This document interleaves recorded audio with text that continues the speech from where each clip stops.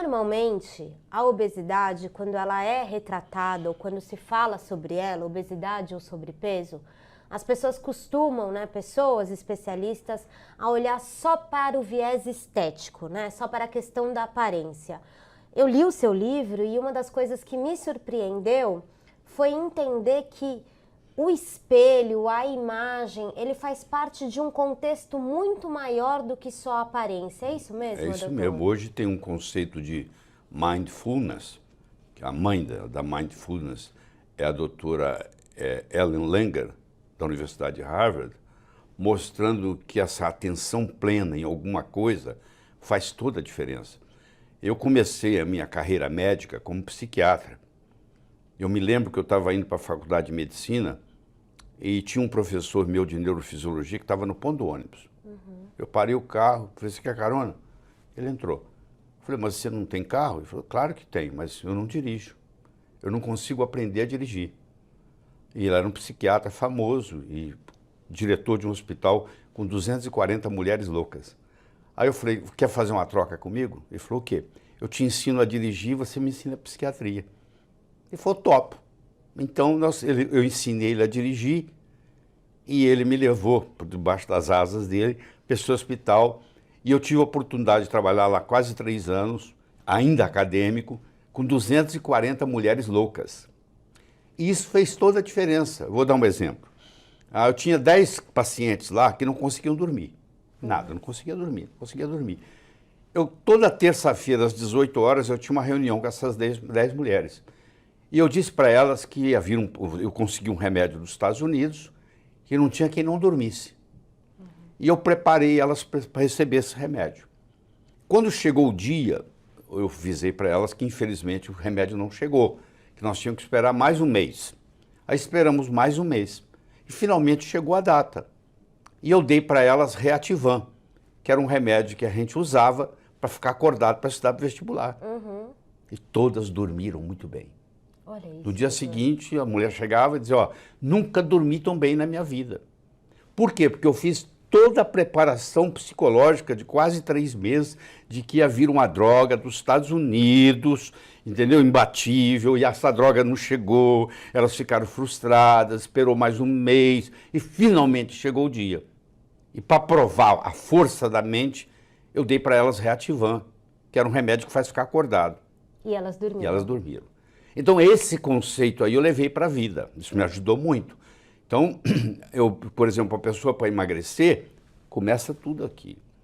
É claro que é importante, eu como nutrólogo entendo toda a parte do que deve comer, da atividade física que nós vamos discutir, mas isso tudo fica irrelevante comparado com aqui. Porque se eu não mexer aqui, essa pessoa engorda de novo. Entendi. Porque ela tem uma imagem de gordo. E ela tem essa memória de gordo. E quando ela emagrece, está faltando alguma coisa. Entendi. E ela volta a ganhar o peso. Então o que acontece? É o chamado efeito sanfona. A pessoa emagrece, engorda, emagrece, engorda. E cada vez que ela faz o efeito sanfona, ela engorda mais. Entendi. E nós também podemos explicar aqui nessa conversa por que cada vez ela engorda mais. A nossa conversa aqui é a seguinte. Eu tenho que fazer esse trabalho mental primeiro para que se manifeste. Então, se eu não tenho esse controle mental, eu vou sair fora do esquema que eu montei da minha alimentação saudável. Primeiro, melhorar a autoimagem da pessoa. Tá. Segundo, como consequência, mudar os hábitos alimentares. E como consequência, emagrecer e permanecer magro. Entendi. Então, o livro se propõe a melhorar a autoimagem do leitor. E uma vez melhorada a autoimagem, automaticamente ele começa a fazer uma reeducação alimentar. Sério. Fazendo essa reeducação alimentar, ele sofre um emagrecimento e nesse emagrecimento agora nós temos que fazer com que ele não volte. Por quê? Porque os estudos mostram que entre 5% e 10% só mantém o peso. Se você faz um grupo de pessoas e emagrece elas hoje e daqui 1 ano, 90% pelo menos voltou ou ao peso original ou mais. A doutora Ellen Langer, ela tem um livro chamado Counterclockwise, quer dizer, anti-horário, que ela pegou indivíduos com em torno de 80 anos de idade, levou esses indivíduos para um resort, e aí esse resort, ele era preparado para como se estivesse nos anos 59, nos anos 50. Uhum. Então pegaram indivíduos com 80 anos, fizeram toda a bateria bioquímica do colesterol, de não sei o que, mediram tudo neles. E eles foram para esse resort, onde a decoração era dos anos 50, onde a música era dos anos 50, onde o que passava na televisão era dos anos 50, onde só se podia conversar, não com o verbo no passado, mas com o verbo no presente. É como se eles estivessem vivendo os anos 50 de novo. Uhum. E quando terminou tudo isso, eles fizeram medidas bioquímicas e as pessoas rejuvenesceram. Meu Deus. Só pelo mindfulness. Pela vivência. Então isso é muito importante. Isso na área da medicina tem uma aplicação enorme. Você imagina um paciente com câncer que vai num oncologista e ele diz assim, ó, não tem jeito não, só vai morrer. Acabou, já está morto. Porque como o médico é aquela figura que sabe tudo, e de repente ele fala que você vai morrer. Agora, se vai num médico e diz, não, nós vamos tirar esta letra, nós temos aqui hoje tecnologia para isso, a medicina evoluiu, pode estar certo. Quer dizer, a pessoa muda o mindfulness.